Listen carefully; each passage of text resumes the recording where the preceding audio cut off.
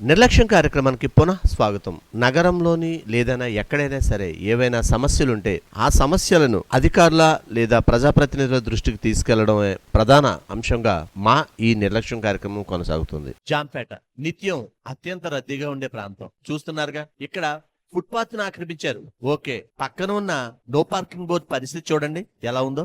ఈ no parking board నగరపాలక సంస్థ వారు ఏర్పాటు చేశారు. ఆ నగరపాలక సంస్థ వారి లోగో కూడా లేదు. ఫుట్పాత్ పూర్తి స్థాయిలో ఆక్రమణకు గురైంది. నిత్యం రద్దీగా ఉండడం వల్ల ఈ జంక్షన్ లో వాహన చోదకులు అనేక ఇబ్బందులు ఎదుర్కొంటున్నారు. ఇక ఈ రెస్టారెంట్ వాళ్ళు మాత్రం మనల్ని ఆపేది ఎవడొస్తాడో చూద్దాం, ఎందుకంటే అధికారులు నిత్యం మామూలు తీసుకుంటున్నారుగా, అందువల్ల మన జోలికి ఎవరు రారు అని ధీమా వ్యక్తం చేస్తున్నట్టుగా ప్రజలు గుసగుసలాడుకుంటున్నారు. ఏదేమైనప్పటికీ ఇలా ఫుట్పాత్ ను ఆక్రమించడం ఎంతవరకు సబబని కమిషనర్ గారు కూడా ఈ మధ్యనే ఈ ఫుట్పాత్లన్నీ ఖాళీ చేయించారని, మళ్ళీ రెండో రోజు నుండే ఈ ఫుట్పాత్లు ఇలా ఆక్రమణకి గురవడం, నో పార్కింగ్ బోర్డు కూడా ఇలా అవడం పట్ల పలువురు విస్మయం వ్యక్తం చేస్తున్నారు.